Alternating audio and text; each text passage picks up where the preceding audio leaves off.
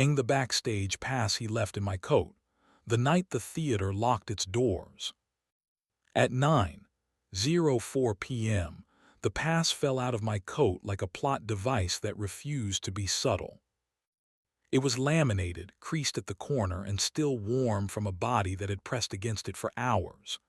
House All Access, it said, with a small silver stamp where a signature should have been. The date was tonight.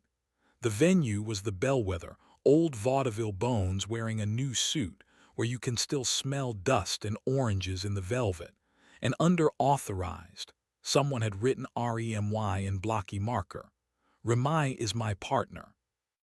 He had left at 8 in the jacket that flatters him even when mirrors get evangelical, kissed me with the administrative efficiency of a man who trusts a life to stay where he set it down, and said the thing he says when he tries to make absence sound like errands.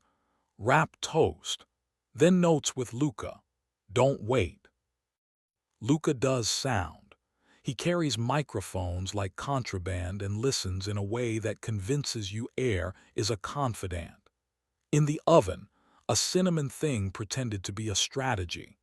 The apartment's light climbed the wall in obedient squares and refused to narrate me. I turned the pass over in my hand and felt the lamination try to keep a secret. The Bellwether's alley entrance wears its brick like freckles. A single bulb over the stage door performs honesty badly.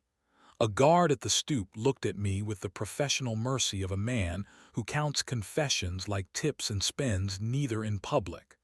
I held up the pass because rectangles speak better than men after 9. He nodded toward the corridor, and the corridor obligingly became a throat. Backstage is a small city that learned to run on whispers. Coils of cable sleep like tame serpents.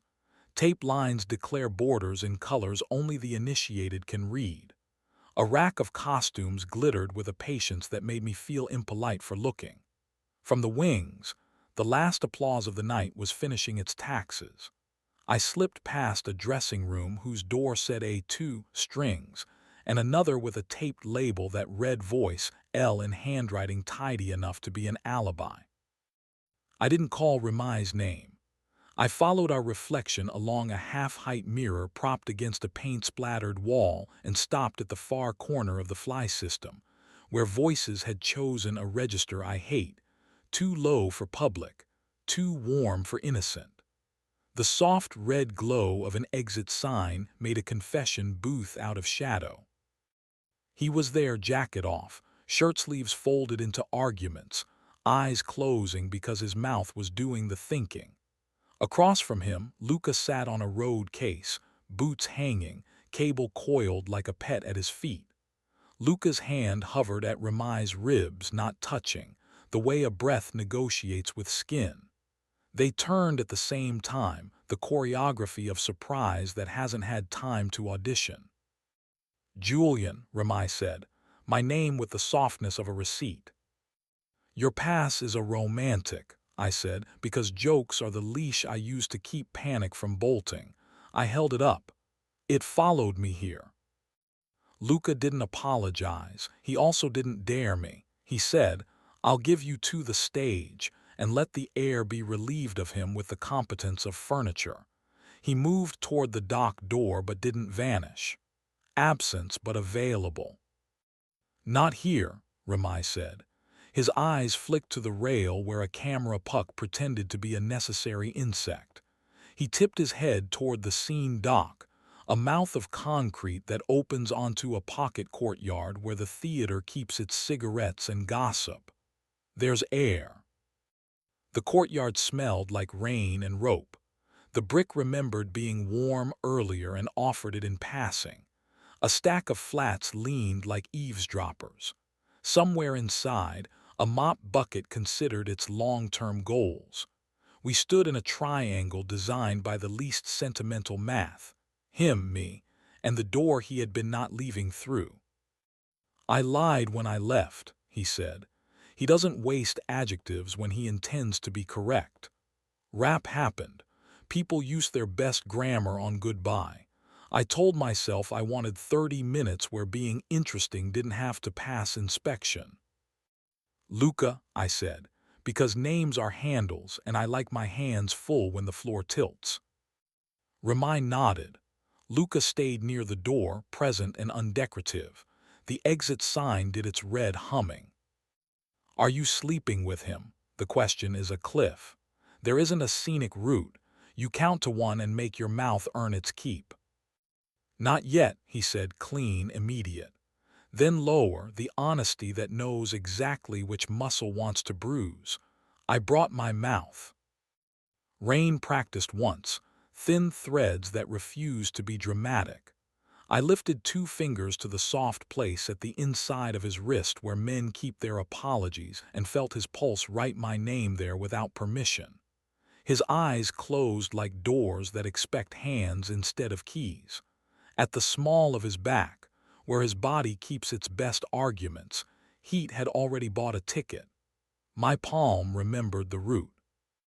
You like wanting that proves something kindness can't, I said. I didn't make it cruel. Cruelty is the lazy substitute for precision. You treat intimacy like a sport and honesty like off-season training. You like to coach, he said. One corner of his mouth attempted a bad idea and failed politely. Which is unfair and also why we're not 2 solos pretending to harmonize. What do you want? I asked. Now not the apology you drafted for daylight. He stepped into the inch that had turned into a lie while we were speaking. Heat crossed cotton like a fact. He spoke close enough that punctuation found my lower lip. I want to go home, he said. I want you to want me where our towels remember us and desire doesn't need a call time. Behind him, Luca adjusted nothing, standing still with such skill it counted as work. The theater's heartbeat, distant HVAC, kept time for nobody. I lifted Ramai's chin and kissed him. Not hunger first, relief.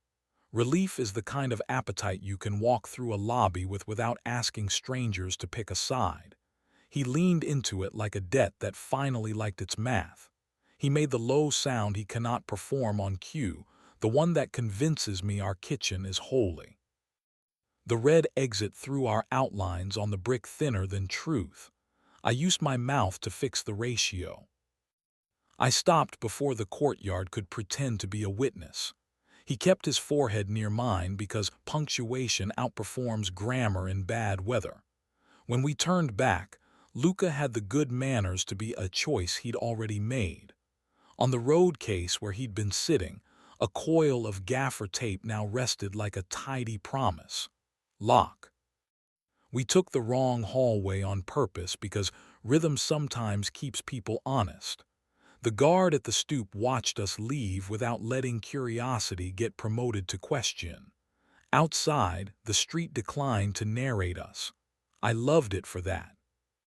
At home, the cinnamon had kept faith beyond the call of sugar. We ate it at the counter with our fingers because forks would have lied. He leaned into the drawer that sticks, that posture which means he is willing to be moved and wants me to be exact about how. I slid my palm under his shirt and found heat like an address that still prints our names on the mail. He tipped into me, gratitude making him heavy and precise. We were careful in bed, not the kind of careful that kills heat, the kind that knows where to fold it. He knows where to set his palm on my ribs so the rest of me turns without issuing a press release. I know where his shoulder hides when it doesn't want to confess, and how to coax it into telling the truth with weight and breath, and a mouth that has stopped trying to rescue him and still wants him. I won't draw you a choreography. I'll tell you the room remembered to breathe, and morning forgave us because it had other work. We slept like people who are not finished. Light shouldered the blinds with the confidence of a suggestion. He made coffee the way he does when he wants me to listen. I opened the window and let the day test its voice. The past lay between us on the table like a witness that didn't understand jurisdiction. He started with small truths because small truths keep larger ones upright. The notes had run long. The theater had made the city feel negotiable. Luca's attention had the grammar he wanted to try on. Then he ran out of script and said the part I could keep. He said he is tired of being interesting for a living, tired of being curated, captioned, archived.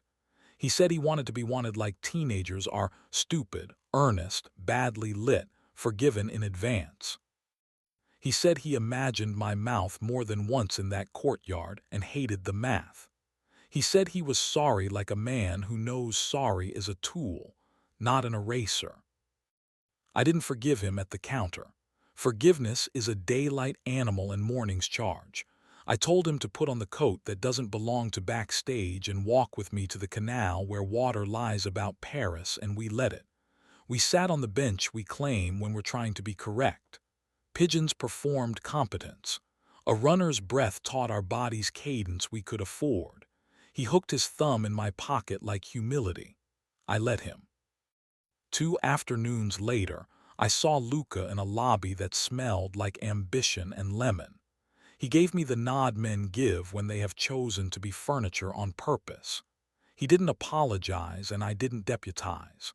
We shared an elevator mirror that spelled our names backward and told no lies we needed to fix. It isn't that we agreed. It's that we learned how to read ourselves both ways. The bellwether will keep selling passes. I don't trust their laminates or my pocket. I trust the square of light at 4 when it climbs our wall like an idea that finally put on shoes. I trust the heat under his shirt at the small of his back when my hand remembers its job. And if a Backstage pass falls out of my coat again and tries to volunteer where I belong, I'll do what I did the night the theater locked its doors. Find air, choose kissing over theater, walk him home with my palm resting on the part of him that knows the address, and keep teaching our door, gentle, stubborn, local, to open from the inside.